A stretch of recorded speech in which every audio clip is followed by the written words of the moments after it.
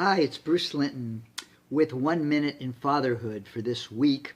And this week is going to be You and Your Dad Part 1, and next Wednesday will be Part 2.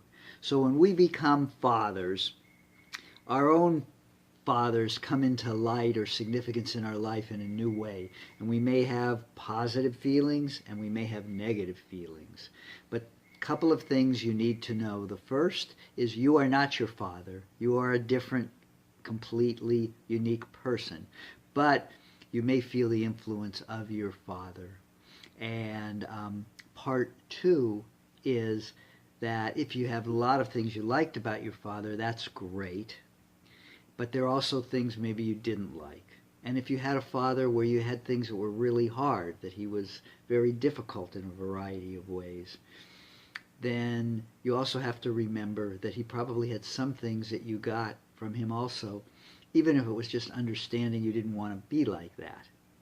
So it's very important that you can hold both aspects of your love and your anger, maybe, for your father together.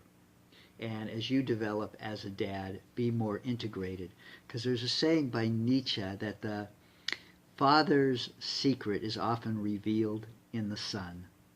And I think what he was meaning by that is the things that our dads did not accomplish in their lives, and maybe even aspired to, but couldn't express, become a legacy for us to work out. So in some ways, as we develop as a father, we're resolving issues that our own fathers never could, or maybe even going further back. So we have what's a family pattern, where the men in some ways were angry, or maybe they had drinking problems, or maybe it's a family pattern where there was a great level of introversion or kindness or warmth or ability to teach. So we've got all of those things going around in us. We become a dad, and they all are sort of dormant. And as we go through the first day, the first week, the first month, the first year, the first 10 years, the next 10 years, the next 30 years as being a dad, those constellations of feelings about our fathers change, and they take on different significance, and they help us learn more about who we are as a person. In some ways we separate ourselves from who they are, and in some ways we look at some of these things and we say we could see ways we would like to be like that.